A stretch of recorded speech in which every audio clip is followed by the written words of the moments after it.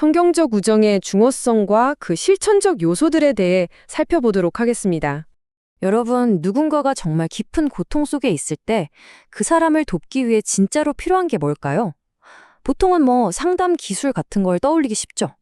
하지만요, 사실 가장 효과적인 도움은 어떤 기술에서 나오는 게 아닙니다. 바로 깊은 신뢰관계, 진정한 우정에서 시작되는 거거든요. 그래서 오늘은 이 성경적인 우정을 단단하게 세우는 핵심 기둥들을 하나씩 짚어볼 겁니다. 먼저 우정의 기초가 뭔지 알아보고 그 위에 사랑, 그리고 동정심, 또 존중과 신뢰라는 기둥을 차례대로 세워볼 거예요. 그리고 마지막에는 이 모든 것의 가장 중심에 있는 핵심이 무엇인지도 함께 살펴보겠습니다. 자, 첫 번째입니다. 바로 우정의 기초인데요. 이건 단순히 상담이라는 이름의 차가운 관계를 넘어서는 것에서부터 시작됩니다. 생각해 보세요. 상대방이 자신의 가장 깊은 속마음을 털어놓게 하려면 그냥 아는 사이 정도로는 안 되겠죠? 그걸 뛰어넘는 깊은 유대감이 정말 반드시 필요하다는 겁니다. 그럼 성경에서 말하는 우정은 도대체 뭘까요? 이게 그냥 우리 친하게 지내자 같은 감성적인 얘기가 아니에요. 핵심은 이겁니다. 상대방이 이 사람한테는 내 마음속 가장 깊은 이야기까지 해도 안전하겠다라고 느끼는 관계, 바로 그런 깊은 신뢰와 협력의 관계를 말하는 거죠. 그 최고의 모델이 바로 예수님과 제자들의 관계였고요. 요한복음 15장 15절 말씀이 바로 그 점을 아주 명확하게 보여주는데요. 예수님께서 제자들을 더 이상 종이 아니라 친구라고 부르셨잖아요. 그 이유가 뭐였죠? 바로 아버지께 들은 모든 것을 다 알려주셨기 때문입니다. 이거예요.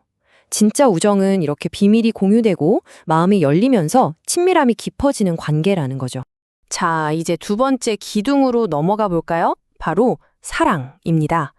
사실 이게 가장 중요하다고 할 수도 있겠네요. 왜냐하면 사랑이야말로 모든 관계의 필수 전제 조건이니까요. 우리가 잘 아는 고린도전서 13장을 보면 사랑이 어떤 모습인지 정말 구체적으로 나와 있죠. 오래 참고, 친절하고, 교만하지 않고, 성내지 않고, 진리와 함께 기뻐하는 것. 지금 보시는 이 속성들은요, 그냥 이러면 좋겠다는 막연한 이상이 아닙니다. 우리가 친구 관계 안에서 실제로 하나하나 실천해야 할 구체적인 행동 지침인 셈이죠. 그런데 여기서 아주 흥미로운 포인트가 하나 있습니다. 사랑한다고 해서 즉 분노가 아예 없어야 하는 건 아니라는 거예요. 자, 화면을 보시면 의로운 분노와 죄된 분노의 결정적인 차이가 보일 겁니다. 의로운 분노는 하나님의 법이 무너지는 것을 볼 때 나오는 거고요. 죄된 분노는 나라는 사람이 무시당했다고 느낄 때 나오는 개인적인 감정이죠. 그 초점과 동기 자체가 완전히 다른 겁니다. 자, 이제 세 번째 기둥입니다. 바로 동정심인데요. 이 진정한 동정심, 그러니까 함께 아파하는 마음은 아주 놀라운 곳에서 시작됩니다. 바로 우리 자신이 직접 겪었던 고난, 그리고 그 안에서 받았던 위로의 경험에서 나온다는 거죠. 이 고난과 위로가 얼마나 끈끈하게 연결되어 있는지 보여주는 정말 놀라운 통계가 하나 있어요. 고린도후서 1장을 보면요. 딱 5구절 안에 고난 또는 환난이라는 단어가 몇 번이나 나올 것 같으세요? 놀라지 마세요. 무려 17번입니다. 정말 대단하죠? 이 말은 곧 고난이 우리에게 다른 사람을 위로하는 법을 가르쳐주는 아주 중요한 학교라는 뜻입니다. 그럼 도대체 우리의 고난이 어떻게 다른 사람을 위한 동정심으로 바뀔 수 있을까요? 사도 바울이 설명한 3단계 과정이 있습니다. 첫째, 우리가 먼저 깊은 환난을 겪습니다. 둘째, 그 고통의 한복판에서 하나님의 위로와 은혜를 경험하는 거죠. 그리고 마지막 셋째, 바로 그때 내가 받았던 그 위로를 가지고 이제는 다른 사람을 위로할 수 있는 사람이 되는 겁니다. 그러니까 진짜 위로라는 건요. 야, 나도 했는데 너라고 못하겠어? 힘내! 이런 식의 막연한 격려하고는 차원이 다른 거예요.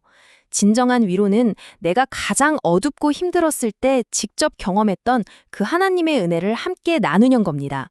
바로 이 생생한 경험의 공유가 진정한 동정심의 심장이라고 할 수 있죠. 좋습니다.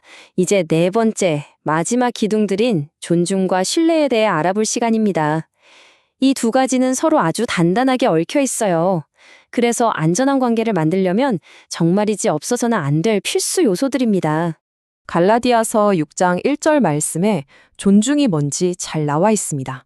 존중이라는 건요, 상대방을 보고 저 사람은 그냥 걸어 다니는 죄덩어리야, 이렇게 정죄하는 게 아니에요. 대신에 온유한 마음으로 함께 회복해야 할 동료로 보는 거죠. 그리고 동시에 나라고 별 수 있나? 나도 언제든 똑같이 넘어질 수 있다. 는 겸손함을 잃지 않는 것. 그게 바로 존중입니다. 자, 그럼 이제 신뢰에 대해서 아주 중요하고 또 현실적인 질문을 하나 던져볼게요. 여러분이 누군가를 돕고 있는데 그 사람에게 무슨 일이 있어도 비밀을 지켜줄게 라고 무조건 약속해야 할까요?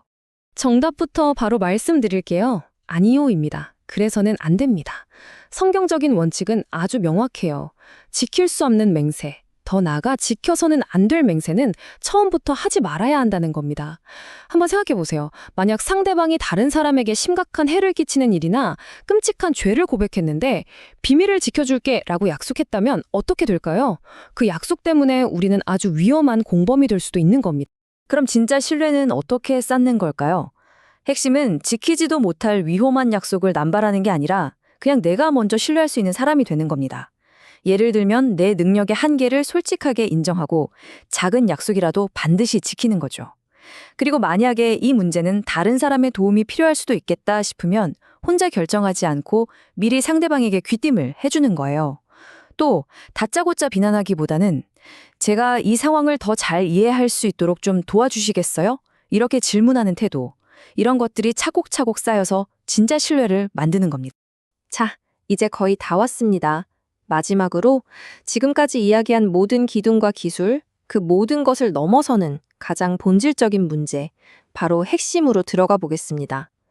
과연 성경적인 우정을 위해 우리에게 필요한 가장 근본적인 태도는 뭘까요? 지금 보시는 이 문장이 모든 것을 요약해 줍니다. 고통받는 친구에게 진짜 필요한 건 완벽한 기술을 가진 상담사가 아니에요. 그 친구를 그리스도께로 데려가줄 또 다른 친구입니다.